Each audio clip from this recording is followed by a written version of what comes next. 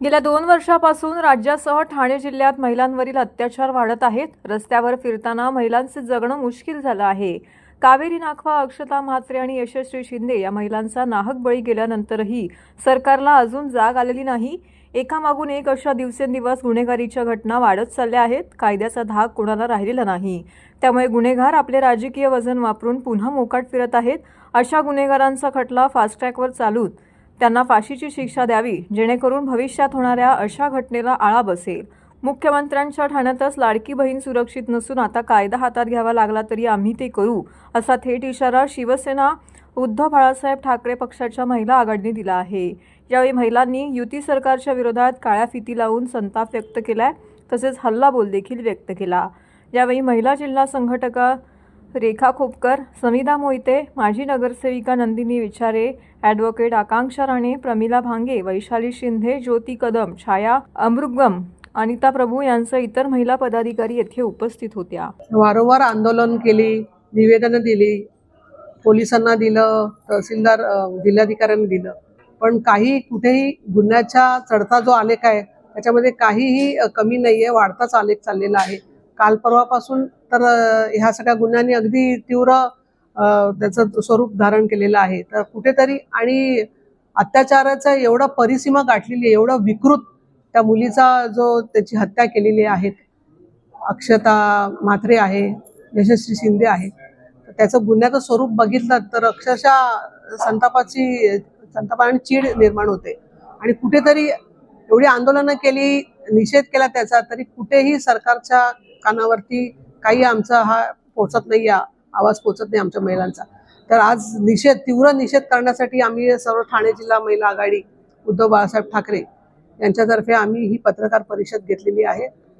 आणि महिला म्हटल्यानंतर मुख्यमंत्र्यांच्या सध्या लाडकी बहीण योजना चालू आहेत, पण त्या लाडक्या बहिणीसोबत किती लाडक्या मुली आहेत, तरुण मुली आहेत, लाडक्या आई आहेत, जी आपली वरळीला जिचा हे झालं हिट अँड रन प्रकरण, कावेरी नाखवा, इतकं भयंकर तिची म्हणजे हत्याच म्हणता यायला पाहिजे त्याला.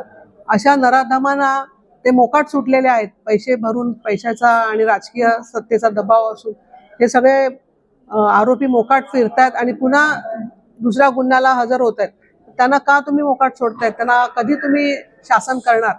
अशा नराधमांना कधी तुम्ही फाशी देणार?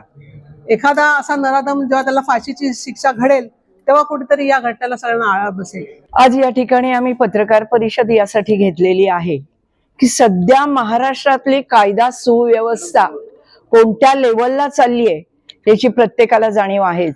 आणि विशेषतः महिलांवर जे अन्याय अत्याचार होत आहेत, दिवसाढवळ्या महिलांवर बलात्कार करून त्यांचे खून केले जात आहेत आणि हे खुनी मोकाट सुटलेले आहेत. त्यांना कुठेही कायद्याचा धाक नाहीये, पोलिसांचा धाक नाहीये आणि वेगवेगळे दररोज वेगवेगळे गुन्हे घडतायत.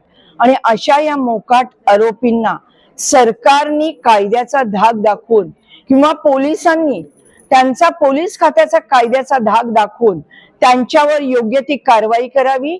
आणि आज आमच्या महिलांमध्ये, मुलींमध्ये जे असुरक्षिततेचं वातावरण निर्माण झालेलं आहे ते कुठेतरी शांतता येण्यासाठी या सरकारने प्रयत्न करावा. ज्या पद्धतीने सरकारने सूत्र हातात घेतलेली आहेत, पण गेल्या 2.5 वर्षात जर आपण पाहिलं तर या महाराष्ट्रामध्ये कायदा सुव्यवस्थेचे अक्षरशः दिंडवडे निघालेले आहेत.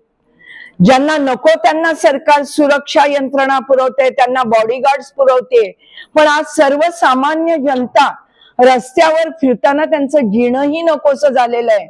आणि कुठेतरी या षंड सरकारला हे सगळं दिसत असूनही त्यांनी डोळ्यावर कातडं ओढलेलं आहे. मुंबई महाराष्ट्र आपला सुरक्षित राहिलेला आहे. आपण वारंवार ते घटना बघत आलोय. मला हे सांगायचंय, रोजची घटना आपण बघायला गेलो, उत्तर प्रदेश, बिहार, दिल्ली आणि आता आपला मुंबई महाराष्ट्र सुद्धा इथे सेफ नाही. आपला मुंबई अनसेफ झालेला आहे.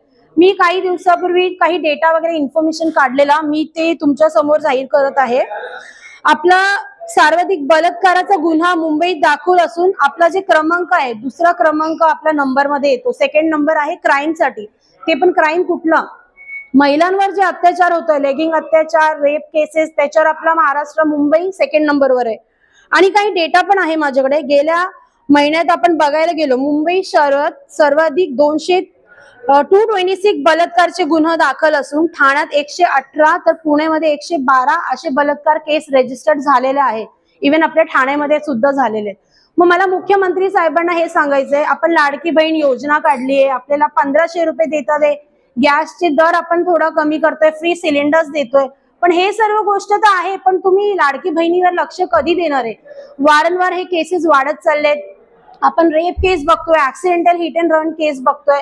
मला मुख्यमंत्री साहेबांना हेच सांगायचंय, तुम्हाला लाडकी बहिणीचा एवढा पडलेला आहे, तर या लाडकी बहिणींचे जे रोजचे अत्याचार होत आहेत त्याच्यावर लक्ष द्या.